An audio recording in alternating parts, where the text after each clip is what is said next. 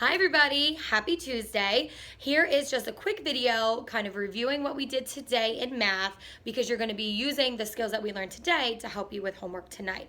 So I do apologize, we ran out of time for copying homework. Usually we do it right after lunch, but with these half days sometimes it really throws me off. So some students were able to copy down homework, some students didn't get a chance to. So tonight just please make sure you complete pages 98 and 99 in your green math workbook. If you still want to do your daily math log, you definitely can. And if you still want to do your 20 minutes of reading, you can definitely do that as well. But tonight for homework, you're going to have 2 pages. On the one page, you're going to see a line plot and it's going to ask you different questions about that line plot. On the second page, you're going to have a table full of data and it's asking you to create a line plot. Now, we've already done this 3 times. Yesterday, we created 2 different line plots on a piece of paper, and today we used data that we all collect from our class, and we created a line plot on a Google slide presentation, which was really great, and all of the students did really well. What was different from yesterday and today was yesterday our line plot dealt with whole numbers that were very small. So maybe the range was about 0 to about 10. I don't even know if it got as high as 10. Today we were measuring the length of our feet and we were measuring it to the nearest ½ inch using an inch ruler. So our line plot, the number line on our line plot looked very different because we had whole numbers and half numbers. So if I remember correctly, I believe that the homework tonight where you had to create that line plot, there is half numbers on there. So you just need to make sure that your line plot reflects that. So I have an example on the board from one of the students from what we did today. And I just want to remind you that your number line has to be accurate. So if we look at this one up here, here is our line plot. And that's the biggest difference with the line plot is that it deals with data, numbered data. So here is my number line, and it's not totally filled out, but what goes over here is not always 0. What goes over on the very first part of your number line is going to be the smallest piece of your data, so the smallest measurement. So today, our smallest measurement was only 8 inches. We measured our foot in 8 inches.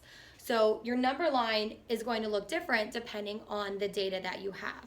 So that's why the first number over here is 8, and then the largest foot that we measured was 12 inches, or 1 foot. So on the left would be the lowest number, on the right would be the highest number, and then you have to make sure you fill in your line plot from there.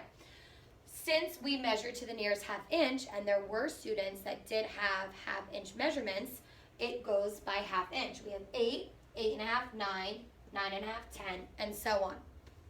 For something like this, you can keep going if you really want to, but your number line can end at 12 since that was the largest foot that we measured. So once you have your number line done, then you can plot your data. So as you can see here, we were able to put 4 X's on top of the 8. So this means that there are 4 different students whose foot measured 8 inches.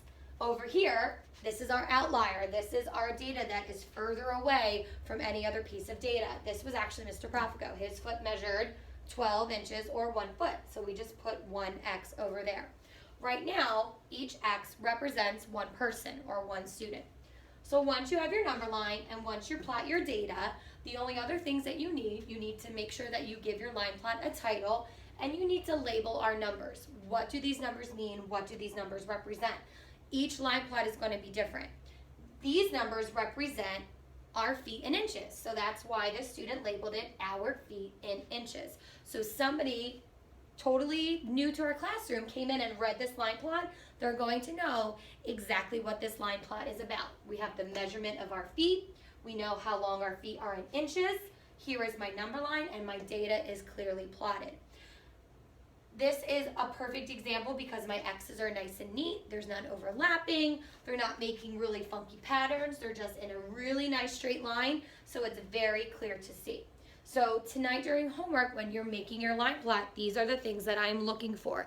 You need your number line correct. You need to make sure you plot your data correctly. So I would always double check to make sure that your data is plotted correctly. You need a title and you need to make sure that you label your number line.